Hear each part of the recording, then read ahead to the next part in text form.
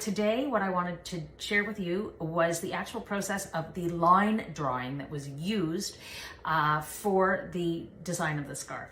So what follows is a time-lapse video, and I've dubbed it over, so I've talked about the process while you watch the video, and I hope you enjoy it. So in this video, you're going to see how I pulled together all the elements that were required in order to make the World Elephant Day scarf. I started off with bringing in elements, pictures from the internet. I go to the internet for inspiration, and I find different elements. I trace them, and then I change what they look like so they really are my own designs.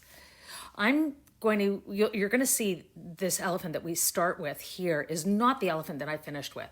So I'm going to let you just watch this a little bit, and I'll chime in when there's something relevant to add. The next elephant that I was working with, it's larger than the first one, and you can see I'm working entirely in Procreate, and I'm just popping elements in and seeing if they fit, filling the space and then emptying the space. Do we want it really busy, or do we want to lighten it up and let there be some breathing room? And it's always a process of filling in the space, taking stuff away, filling it in again, moving things around. That's why it's so much easier to work in Procreate than it is with a paper and pencil. Now, I am just a basic drawer. I have very basic drawing skills. So there are some things like I can do, like leaves and vines, and here you can see me making my leaves, and you can see those vines up there. And I did bring in some bees and some dragonflies, but I don't have enough skill to do a realistic elephant. So ultimately, I enlisted the help of Jodi Bager, who is a very talented artist, an industrial designer, and he happens to be my son, and I asked him to send me a drawing of an elephant. Now you can see I've got this abstract design in the border. I've taken that away, not crazy about it, and I think about adding a very geometrical border. Again, I fill this in, and not happy with that either.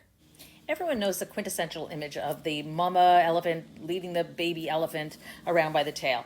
So I thought, wouldn't that be cool as a border? So I went online and I found this image of a line drawing of a mama elephant leading a baby elephant, and it was for sale. So I actually bought that image and multiplied the image, and that became the border. Here you can see the new elephant that I got. This is the one from Jodi Bager, and that's the one I settled on. The final process was just dropping all the elements in all four corners, putting in the border, dropping in the elephant, adding some butterflies in the corners and in the center, and this was the final line drawing design. So that was the process of coming up with the line drawing. The next video will show you how I came up with the colors and the color iterations that came before the actual colors that were settled on.